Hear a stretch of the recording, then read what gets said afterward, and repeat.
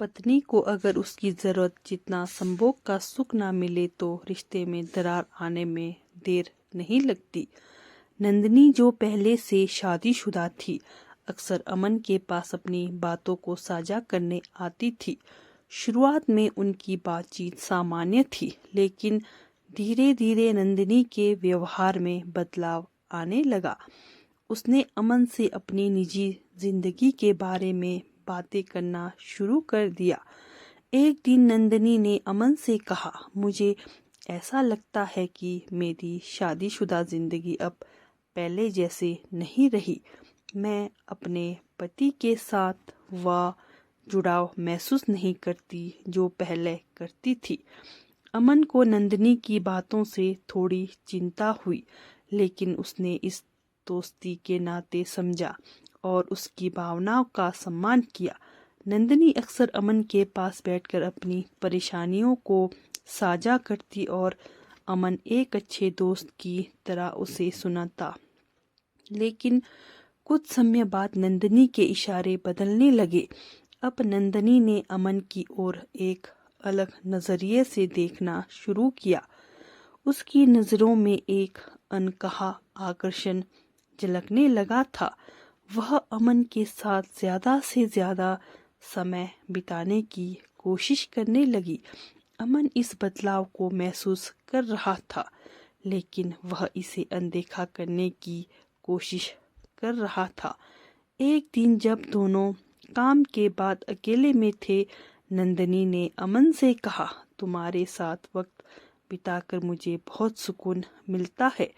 मैं अपने पति के साथ अब वह जुड़ाव महसूस नहीं करती हूँ। उसकी आंखों में एक अनकही चाहत थी और अमन को समझते देर नहीं लगी कि नंदिनी उससे क्या चाह रही थी। अमन के दिल और दिमाग में एक संघर्ष शुरू हो गया। नंदिनी की भावनाओं को देखकर वह असहज हो गया। उसने खुद से सवाल किया, क्या मैं इस स्थिति में सही हूँ? नंदिनी तो शादीशुदा है और मैं उसके रिश्ते में दखल क्यों दूं? अमन ने नंदिनी से सीधे बात की। उसने कहा, नंदिनी, मैं तुम्हारा भावनाओं की कदर करता हूँ, लेकिन हमें अपने रिश्ते की सीमाओं को समझना होगा। तुम्हारा पति और तुम्हारी शादीशुदा जिंदगी का सम्मान करना बहुत जरूरी है। हमें यह नहीं भूलना चाहिए कि हमारे किसी भी गलत कदम से तुम्हारे परिवार पर गहरा असर पड़ सकता है। नंदिनी ने अमन की बात ध्यान से सुनी। उसकी आंखों में निराशा थी, लेकिन उसने महसूस किया कि अमन सही कह रहा था। वह जानती थी कि इस रास्ते पर चलने से न केवल उसके परिवार को चोट पहुंच सकती है, बल्कि अमन के साथ उसकी दोस्ती भी बर्बाद हो सकती है।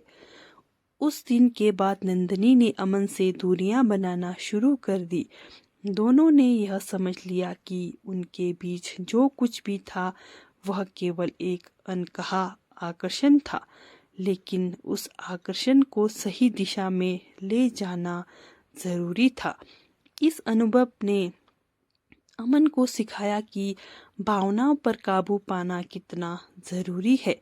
चाहे दिल की चाहत कितनी भी गहरी क्यों ना हो, सही और गलत का फर्क समझना अनिवार्य है।